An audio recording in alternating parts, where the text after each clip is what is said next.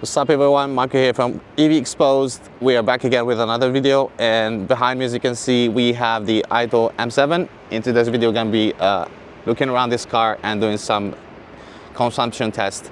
And since this is not a pure EV, this is a range extender, so which means you get a engine in the front here, which is not linked to the wheels, so the engine is acting as a generator, electricity generator, to charge the battery pack underneath, sending power to the electric motor on the rear of the car. So this is not the top version, so this is the rear-wheel drive. It's the AITO M7 Plus, but this is not the four-wheel drive version. So first of all, let's start with the dimensions of this car. So this is 5.02 meter long, 1.95 high, and 1.76 wide. So this is a mid-size SUV, and by the way, this is the 5-seater because there is also a 6-seater version. Right, let's move to some of the details on this car. So let's start from the front. We have this distinctive daytime running light that is a single bar that is stretching from one side to another, and also the logo here, the AITO logo, will ignite as well together with this bar. It's not very visible now, but you can see it during nighttime. Down here we have the camera for the 360. Moving down here we have this air vent to improve aerodynamics. This particular car comes with the 20-inch alloy wheels, as you can see here. So these wheels are not small either, and as you can see, this has really good clearance for an SUV. This is actually, it's a mid-size. It's not a small SUV. It's, based on the dimensions of the car. Moving here. So what we have here is the fuel tank. We have to release it from the inside. So this is because this is a range extender. So you have the fuel tank from this side, as well as the possibility to charge your battery from this side. So you can charge the battery. The battery pack on this car is a 40 kilowatt hour battery pack, and it can give you around 240 kilometers CLTC, but looking for real world numbers, probably around 190 kilometers on electric only. The total range of this car, including the battery and the fuel tank, so you have 60-liter fuel tank. It gives you a CLTC range of 1,200 kilometers. But we will see later when we test the car and see the consumption, if we can get anywhere near that number. And we're not going to do a 1,200 kilometer test, but we can figure out if it's doable or not. So basically we have an engine here in the front, sitting here in the front. The engine is a 1.5 liter turbo engine producing 112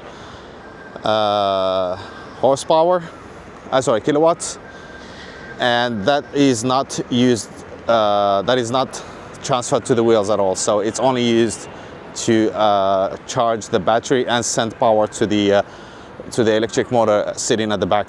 And talking about the electric motor on the rear axle, so it's a 275 horsepower. So it's not huge power, but it's just good enough. We will see it in a moment when we drive the car.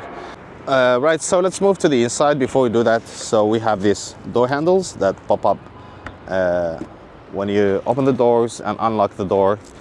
As you can see here, the door panel, the trim here, the wooden trim here, which is also continued through the dashboard, is really beautiful. You have leather all around. You have your controls for your windows, lock and unlock. And as you can see here, the seats are adjustable, electrically adjustable. So basically you have ventilated 4 seats all around, like, from the front and the rear, massaging all 4 seats, as well as a heating. So you have all the functions on. This is a 5-seater, so basically you can have this car as a 6-seater, but that will reduce the booth capacity. This one is a 5-seater, so you have 3 seats in the middle row and 2 in the front. So if you go for a 6-seater, you will get 2 seats in the middle row here, and then you will have 2 extra seats on the back, which will reduce your boot capacity. So moving to the inside of the car, as you can see, we have this, perfectly sized actually. It's not too big, it's not too small. Steering wheel with physical buttons, from both sides. These are all physical and very useful actually. So for example, we have here the 360 camera. They can engage from here to get a surrounding view. And this is for your adaptive cruise control. This car doesn't have the autonomous driving, but it has a adaptive cruise control, and actually it's running a Huawei Harmony OS system. So which is actually Huawei has one of the best autonomous driving systems here, at least here in mainland China, but yeah. But this particular car doesn't have that one. So if you're gonna get that, if you're gonna go further, actually this is not the flagship. The M7 is not the flagship. If you're gonna go for a better version, you can go to the M9, which is larger and newer, and it has more features such as the autonomous driving. Right here we have your LED, this is LED screen, which is your instrument cluster. Down here we have the controls for the cruise control, actually distance and controlling the speed. Moving to the central console here, so this is your main infotainment system, and everything is in here. So as you can see here, the car actually doesn't have any physical buttons except from the P gear here, as well as your gear selector here. And also we have your hazard lights here. So everything is integrated to the central screen, which is a 15-inch central screen running OS Harmony OS from Huawei, and actually it's pretty fast. Moving to this one doesn't actually have, we can see that you have the placement for the heads-up display HUD, but this car doesn't have it. And we have this speaker in the middle here. So actually this car comes also with a Huawei sound system. As I mentioned, so all the wooden trims, this trim is continued through all the dashboards, going all through the doors. We have the air vents here, which you can control actually from the from the screen here, so we can change the direction. We have 2 charging pads here. They both ventilated, as you can see here at the bottom, to cool down your phone. Moving to the middle here, we have 2 cup holders, and then we have more storage here, as well as 12-volt socket, USB port, and we have more storage here down here, as you can see here under this bridge. And down there as well we have 2 charging ports here. Moving to the back seats here, as you can see, a lot of space. This is very, very spacious. And as you can see here, the height, the seats are elevated, so I don't think you're gonna have any problem with your under thigh space, since this is an electric car as well. It has a battery pack down at the bottom. So as you can see, knee room, so the seat is set to my driving position, and this is how much space actually you have for your legs. And also you can slide your feet under the front seat. In terms of headroom is more than enough. Okay, you have this curve, at the end of the car, at the side of the car, but it doesn't really bother because still you have a lot of headroom here at the back. What we do have also is this armrest. We have this armrest here, some storage, as well as cup holders. And let's move to the central console. Here what we have is your AC controls, so you can control the AC from here for the rear passenger seats, as well as 2 USB-C charging ports at the bottom here. And also we have this huge panoramic roof, And also you have this moonroof that you can open. The front section can be opened, not the back one, but this panoramic roof is huge, and it gives you a lot of lighting into the interior of the car since it's black. Moving to the storage on the back of the car here, as you can see, you have a lot of space. This is an SUV, so it has proper storage. Capacity here, we're talking about 680 liters of capacity, and if you fold down the rear seats, that will give you more than 1,000 liters of storage space here. Here at the back, we have this 12 volt 120 watt socket that you can use for charging stuff. And yeah, we have also, this doesn't have a repair tire, so spare tire, so it has a repair kit. And as you can see here, also we have fuse box, this pressure pump to add extra pressure to the tires if you need. We have the second storage actually here. This one is a real storage, so you can store stuff here. And as you can see here, this is actually very spacious. You can put a lot of stuff here. One thing that I want to mention is the car is called AITO, which stands for Adding Intelligence to Auto. But the problem with this is auto actually starts with an A, but here it's an O. I'm not sure why they did that. Okay, driving the car, so the first impressions you get that you have really good visibility all around the car, even at the back. As you can see here, we have a good visibility all around the car. And despite the size of the car, it doesn't feel like it's huge, so especially because it's not too wide. So this is 1.8 meters wide, so it's less than the Zeekr 001 that I usually drive. So it feels quite okay. It's not too big, and so you're sitting high. That's very obvious because it's an SUV, which gives you even a better visibility. That's actually what I was talking about. So just releasing the throttle, because I'm running it on eco mode. So as soon as you release, you lift your foot from the throttle, the regen is very strong. For example, I'll just show you here. As you can see, didn't do anything. It's just like you're braking. So yeah, like I was saying, and the suspension, which we can see right here, suspension, it's not very sophisticated, but it's just a normal suspension. But actually, it's really good on dealing with the when you go through this speed bumps. You can feel that the suspension is not that good, but on a normal road, normal driving, they're good enough. It's good. The suspension is good enough, and it absorbs most of the. The only thing is you don't get actually any feedback from the steering wheel. It's very light. You can put it on sport, but it's just gonna add weight to it, but it doesn't give you any feedback actually. The other thing that I noticed driving this car is the brake pedal. It's very sensitive, so it's very grabby. So as soon as you touch it, the car will stop straight away. I don't think I think because it's using a lot of regen, or I'm not sure why, but the brake pedal is not that great.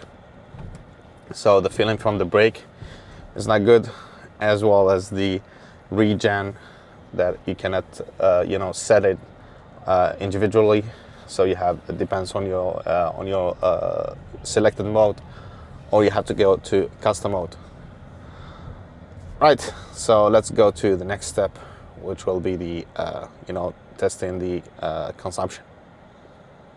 So let's start with our consumption test. And since this is a range extender, so we don't need to do different speeds. So actually, I'm heading to Guangzhou Airport to pick up some customers, and so I will take the occasion to do the consumption tests. So we're already on a highway, but I will reset.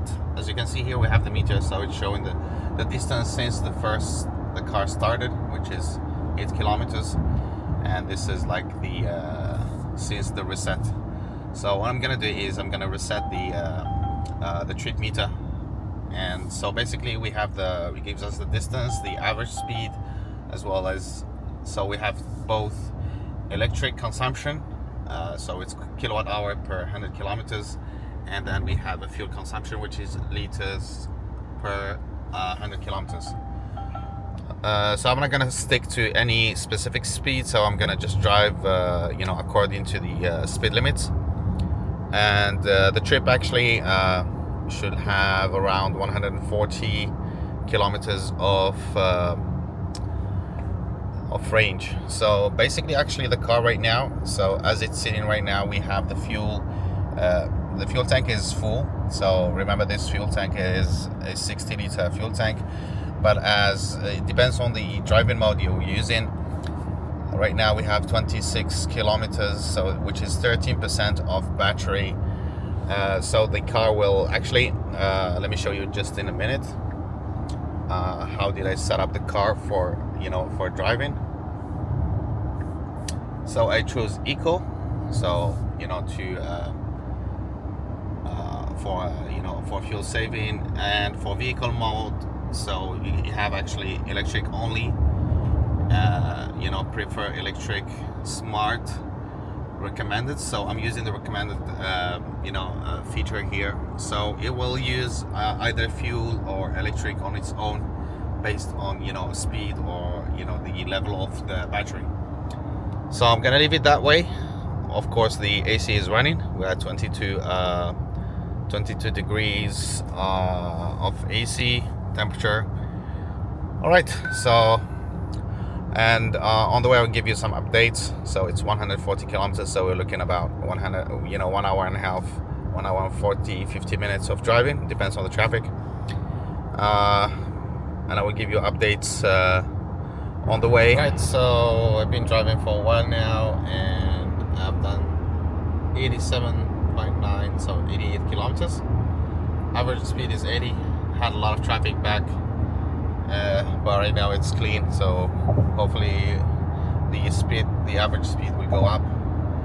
And as you can see here, the average consumption for the for the battery, actually we didn't use, so since I used the recommended mode, so, and the battery level actually was low when we started. It was at, I think, around 13% or 11%, I don't remember.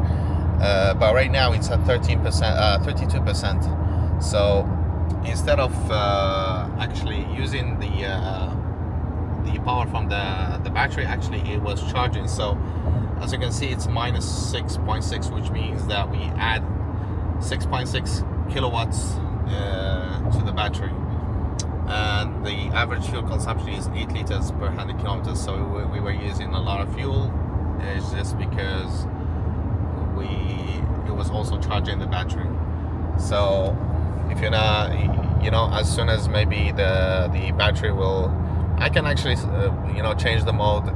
So instead of charging the battery, it will focus on more using the on using the power from from the battery, so that this way the average consumption for the fuel will come down a little bit. But because the battery level was actually very low, so I wanted to charge the battery while we're driving on the highway. So consumption a bit high on the fuel, which is understandable, because of it was charging the battery. But let's see, I will switch to a different mode and see if we can actually. All right, so Eco. Please take over the steering wheel now. Okay, so it's just asking me to take over the steering wheel, which I will just put my hand here. So currently, actually, I'm using the. It's not autonomous driving, but it's adaptive cruise control, and also it keeps the car within the lane. So if I switch this one from smart recommended here to prefer electric, so now what it will do is the car actually will use more of the power within the battery, instead of using instead of using the fuel, I'm charging the battery. So well, we can check now. As you can see right now, the fuel consumption start to come down. We will see. So we're on. Still have another probably. Let me check the GPS. So we still have another 43 kilometers. So half hour driving to the destination, and hopefully by then, you know, the fuel consumption will come down a little bit. Right. So in terms of driving, actually, you know, the adaptive cruise control on this car is really good because, like I said, it's using Huawei, you know, system and hardware as well. The way it keeps the car actually, you know, centered is really good, and you don't see a lot of movement, as you can see. Take over the steering wheel now. You don't see a lot of movement, you know, within the steering wheel, so it's actually really smooth. So yeah, in terms of comfort, the car is actually very comfortable, especially, you know, sitting high. It's an SUV, and also you have a really good visibility all around the car. The only downside, you know, which with most of SUVs is the wind noise, because as you know, it's an SUV, so it's sitting really high. That will affect, you know, the aerodynamic of the car. So yeah, but you know, even though this car doesn't have, like, you know, very sophisticated, like, you know, adjustable damping or, you know, adjustable height, but still the suspension is very comfortable. Handling also, actually, I'm very surprised, you know, changing between highways, you know, you have to go through curves, and actually you can drive the car, you know, on high speed, but still the car feels really stable. So that's a plus as well. Let me check the all right, so as I expected, so the fuel consumption now it's coming down. We start to use more electricity, and the fuel consumption is coming down a bit. So I will keep it this way until I arrive to my destination, which is about, you know, 40 kilometers away, and we will see what's the consumption for the fuel as well as the electricity, and also we will check the battery level. Right now it's down to 28% because it's focusing more on using the battery. Right, so I just made it to my destination, and as you can see here, we have the total distance, which was, since I reset the thing, the meter, it was 136 kilometers, average speed 83. No electric, actually there was an electric consumption, but we were actually adding electricity to the battery, and the fuel consumption was 6.9. So yeah, and we still have, actually, as you can see here, 23%. We started actually with 12, I think 13 or 11%, I don't really remember. And the overall, actually, you know, range here, we started around 920, maybe less, maybe a little bit less. So the combination of both electricity and fuel. So now we're down to 762. Right, so I made it back, and I kept driving, and I kept the meter running. So as you can see, the total distance for today's driving, including, you know, after I arrived back, returned back, so I did some driving downtown, and so the total distance that I did today was 322. The average speed dropped a lot because I was doing a lot of driving, and also I encountered a lot of traffic on the way back. So I just arrived, like, when I arrived here was just rush hours. That's why the average speed dropped a lot. The fuel, actually, the average fuel dropped to 6.7, but as you can see here, the electricity, actually, we didn't use any, because whatever we gained from the beginning when I used the smart mode, so we the battery charged, actually, and then later when I switched the mode, and so we used whatever we gained. So that's why, so we did not use anything from where we started. And as you can see here, the total you know, range is down to 518, so including 479 on the fuel, and then we still have 39 kilometers or 20% of the battery left. We started around, I think it was 910 or maybe a little bit less. So, and we are down to 518 total range. So yeah, so that would be it for this test. For the size of this car, and actually it has a good amount of power, and it's a big enough car. So the consumption, actually, it's pretty good. So and the system works, actually. You can switch between fuel or electric